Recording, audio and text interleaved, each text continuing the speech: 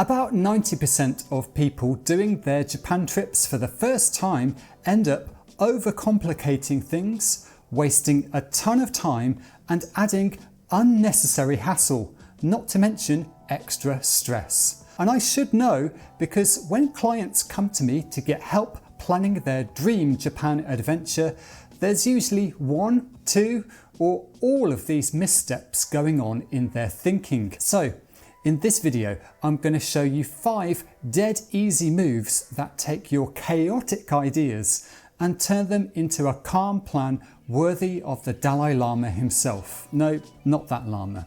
So imagine you've never tried skydiving before, but your crazy friend convinces you to give it a go. Safety protocols out the window, you're diving solo on your first run, and you jump out the plane without a single Scooby as to when you need to pull the cord on your parachute. I mean, you're going to need to pull it at some point, but obviously not so late that you strawberry jam yourself. But see, that's what a ton of people do on their trips.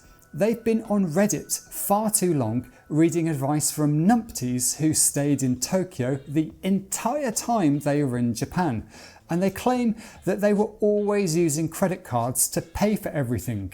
Now, I could say put all your eggs in one credit card, but the truth is that'd be bad advice. I mean, are you planning on checking out any temples or shrines? Because you can't pay those entrance fees with plastic. Thinking of eating out a lot?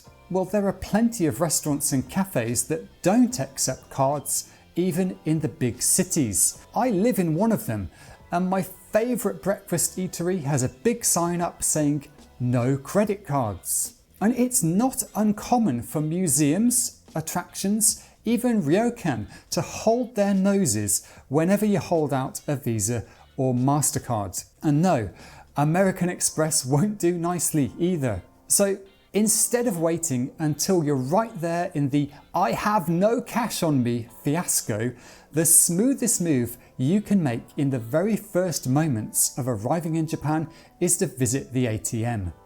Do it right there in the airport. Now, you might be wary about carrying around a big chunk of paper money in your home country, but this is commonplace in Japan, mainly because of a super low crime rate and people being very trustworthy. Police generally spend more time looking for stolen bicycles than stolen wallets. This way, you're covered whenever an attraction or shop is cash only. You've also got a backup if you ever have trouble using your credit card, which has happened to like literally 0 tourists since the dawn of time. And, well, there's another Godzilla-sized reason why you should get some cash as soon as you finish up at customs. Because there's always a risk of an earthquake, tsunami or typhoon knocking out power. And while I hope you don't have one of these happen during your trip, if one does, it'd be good if you could still buy some food and drink, right? Because do you really think the credit card network functions without electricity? Anyway, I've got some pro tips for you about getting cash here. The most dependable ATMs that work with foreign debit cards are in post offices and 7-Eleven convenience stores. Post offices are everywhere, even in the countryside, so that's generally where I'll go for money machine monkeying around. When you're pulling out cash, always ask for it in Japanese yen, not in your home currency. That's because you don't want to get whacked with a terrible conversion rate. It also helps if you have a debit card that doesn't charge withdrawal fees. So check out if your bank's going to fleece you and plan accordingly. Like, I don't know, maybe changing banks. If you can't get a card with no added withdrawal fees, one option is to get something like a Wise card. This is a prepaid card, so you load up money before you leave home and you use it to withdraw yen in Japan. You don't get fleeced on the exchange rate, and a bonus is you can also use it to buy yen when it's really cheap and just save it up for your trip. It also works as a credit card, so I think it's pretty handy to have. So you know how making an Earl Grey hot is a complete faff?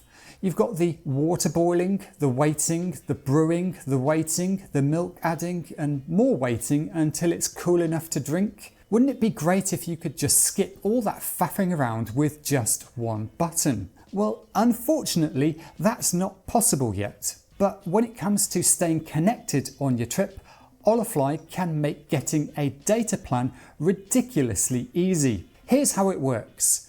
Before you fly out, go buy your eSIM and then Holafly sends you a QR code and some instructions. You go to the eSIM settings on your device, scan that code and your eSIM is installed. And as soon as the plane touches down in Japan, you turn on that eSIM and you've instantly got data. Super simple and zero faffing around. It's so much better than dealing with all the time wastery with physical SIM cards or pocket Wi-Fi bricks. When I went to Turkey last year, I found it was an absolute nightmare to get a physical SIM card. So I actually bought myself a second phone that supported eSIMs, just so I could use that one for my trip. That's how game-changing this move is. And the other game changer with Holafly is that you don't just get data, you get unlimited data. I mean, I guarantee you're going to be using a ton of apps on your trip. There's Google Translate for every restaurant menu that doesn't have English translations.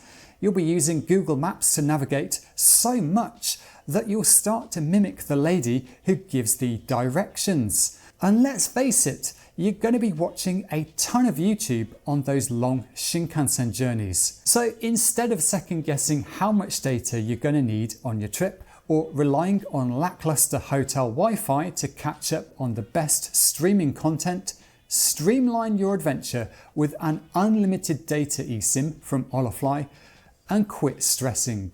I put links down in the description and pinned comment, so go get yourself set up with unlimited data before you fly out. And if you want a 5% discount, just use the coupon code JapanUnraveled. So according to the title that I gave this video, it's going to make your trip into more of a cakewalk than, well, an omnishambles.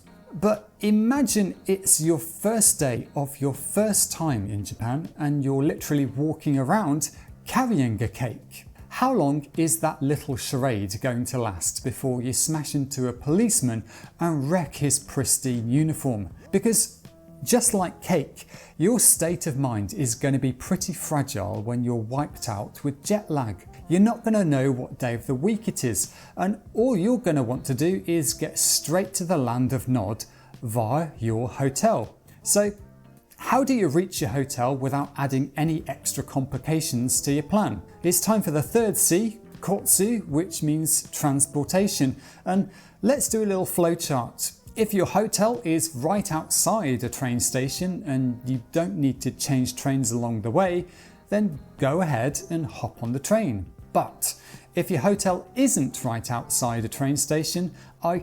3,000,000% recommend you take an airport limousine bus instead. The bigger hotels in the bigger cities commonly have a limousine bus stop right outside, or at least very close by. So with a bit of planning, you can easily make it a single hop from the arrivals hall to passed out on the floor of your room.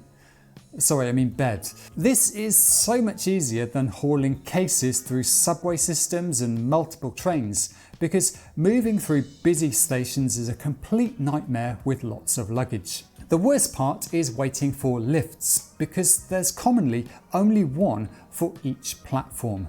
Anyway, I've put some links in the description for checking airport limousine timetables and routes, and while you're down there, drop me a thumbs up if you're finding this video useful. So when you're traveling across Japan, one of the common problems you'll see with a lot of tourists is that they get a bowl of ramen, udon, somen or some other noodly food and their eyes swell up to like 3 times the size of their stomachs.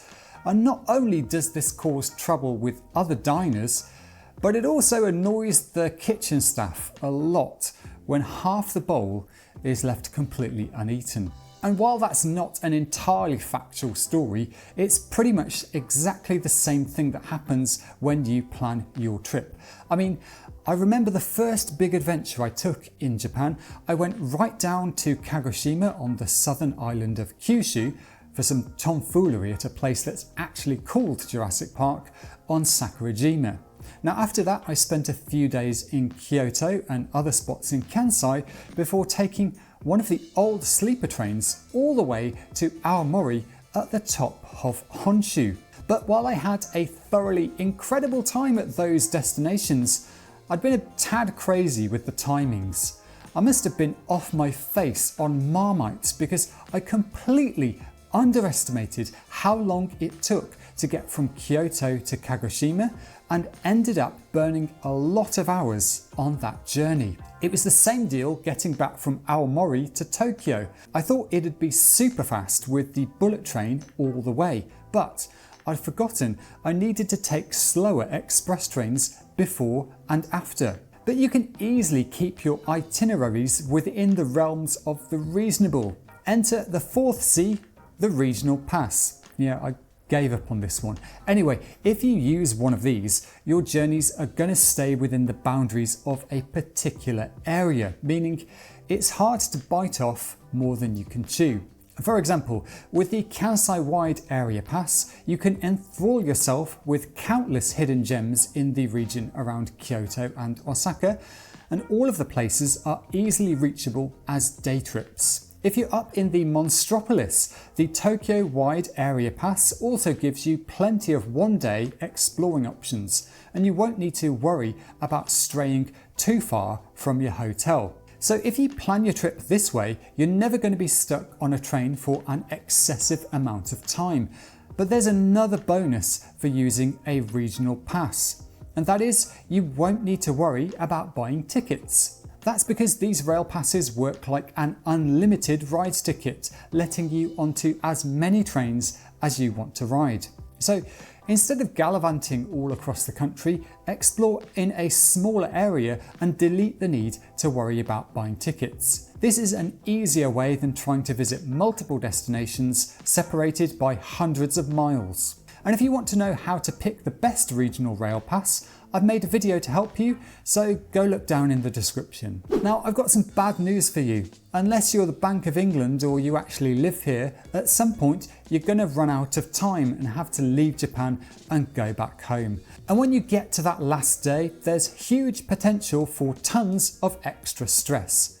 I mean, I don't particularly want to give you more things to cry about, but I see a lot of visitors making this very mistake. For example, recently I was working with a client who'd got a hotel all picked out for his last night in Tokyo.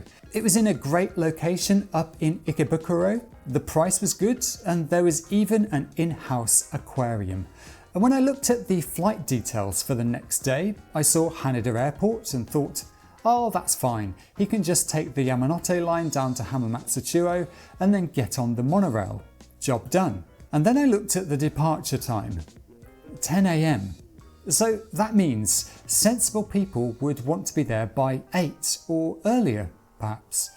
But that would mean travelling across Tokyo with suitcases during the rush hour. And that is what they call in the trade a schoolboy error. Because my friends, one does not simply take cases on the train during Tokyo's rush hour.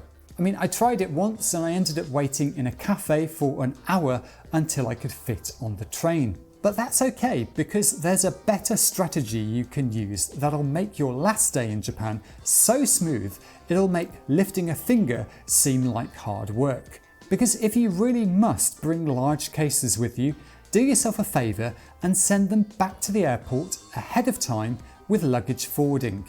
You cut out all the tedious lugging around stations, on and off of trains, finding a space in the luggage rack and generally just getting in the way of everyone.